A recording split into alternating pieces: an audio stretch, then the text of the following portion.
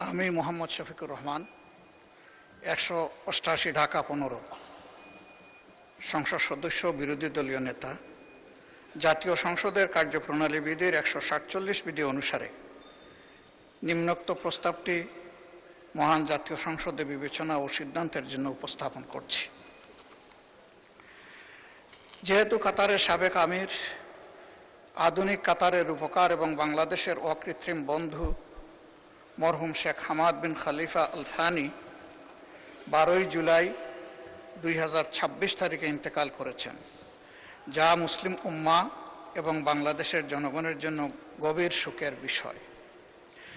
যেহেতু কাতারের সাবেক আমির, আধুনিক কাতারের রূপকার এবং বাংলাদেশের অকৃত্রিম বন্ধু মরহুম শেখ হামাদ বিন খলিফা আল থানি 12 জুলাই, দুঃখিত,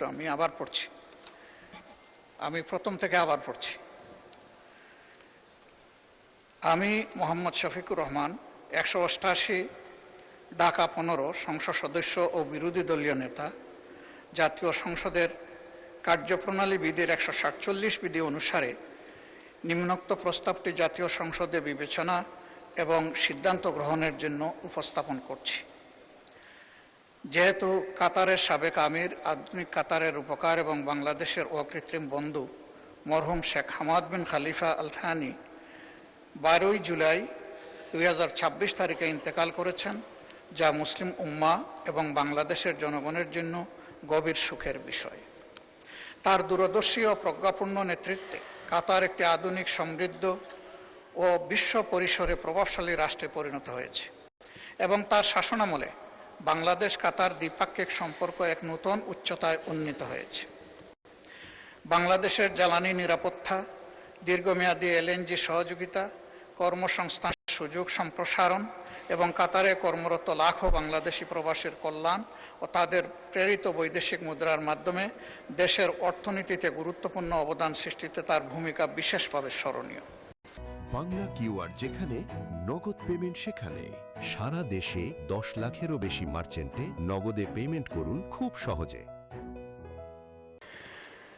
মহান এই ব্যক্তির স্মৃতির প্রতি যথাযথ রাষ্ট্রীয় সম্মান প্রদর্শন করে ইতিমধ্যেই এই মহান সংসদে সর্বসম্মত শোক প্রস্তাব গৃহীত হয়েছে এবং একই সাথে একদিনের শোকও পালিত হচ্ছে।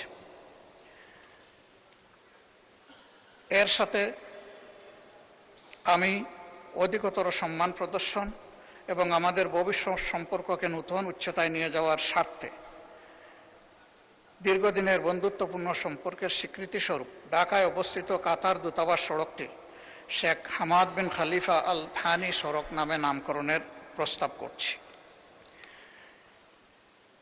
অতএব আমি প্রস্তাব করছি যে বাংলাদেশ জাতীয় সংসদের কার্যপ্রণালী বিধির 147 বিধি অনুসারে বিষয়টি জাতীয় সংসদে বিবেচনা করে আলোচনাক্রমে সর্বসম্মতিক্রমে গৃহীত হোক এবং প্রয়োজনীয় ব্যবস্থা গ্রহণের জন্য মাননীয় সংসদ নেতা ও প্রধানমন্ত্রীকে আমি বিনয়ী অনুরোধ জ্ঞাপন করছি। ধন্যবাদ মাননীয় স্পিকার।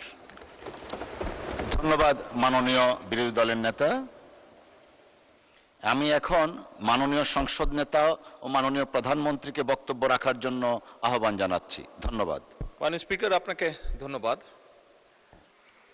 মাননীয় বিরোধী দলীয় নেতা যে প্রস্তাবটি উপস্থাপন করেছেন মাত্র মরহুম শেখ হামাদ বিন খলিফা আল থানির জন্য, আপনারা মাননীয় স্পিকার, আপনার মাধ্যমে সকল সংসদ সদস্যকে আমি অবহিত করছি, যদিও সকলেই জানেন যে তার প্রতি সম্মান দেখিয়ে, কাতারের জনগণের প্রতি সম্মান দেখিয়ে, কারণ কাতার এমন একটি দেশ যারা আমাদের উন্নয়ন কর্মকাণ্ডে, দেশের অগ্রযাত্রায় আমাদেরকে বিভিন্নভাবে সহযোগিতা করেছে বা করছে এখনো।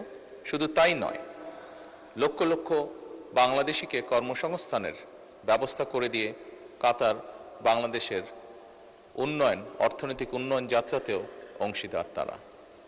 শুধু তাই নয়, এর ভিতরে যখন মধ্যপ্রাচ্যে হরমুজ প্রণালী নিয়ে একটি পরিস্থিতি তৈরি হয়েছিল এবং কাতার নিজেও বিভিন্নভাবে আক্রান্ত হওয়ার পরেও আমাদের লক্ষ লক্ষ প্রবাসীকে তারা নিজেদের নাগরিকদের মতন তারা তাদের টেক কেয়ার করেছে, তাদের নিরাপত্তা তারা নিশ্চিত করেছে। মাননীয় স্পিকার, এই সকল বিষয় বিবেচনা করি মরহুম শেখ হামাদ বিন খলিফা আল থানির জন্য আজকে রাষ্ট্রীয় শোক ঘোষণা করা হয়েছে। একই সাথে আমাদের জাতীয় পতাকাকে হাফ মাস্ট করা হয়েছে আজকে। এরই ভিতরে যেটি প্রস্তাবনা সম্মানিত বিরোধী দলীয় নেতা উপস্থাপন করেছেন, আমি এরই ভিতরে গতকালকেই ঢাকা সিটি কর্পোরেশনে একটি উপযুক্ত সড়ক নির্ধারণ করে সেটিকে মরহুমের নামে নামকরণের জন্য আমি এলজিআরডি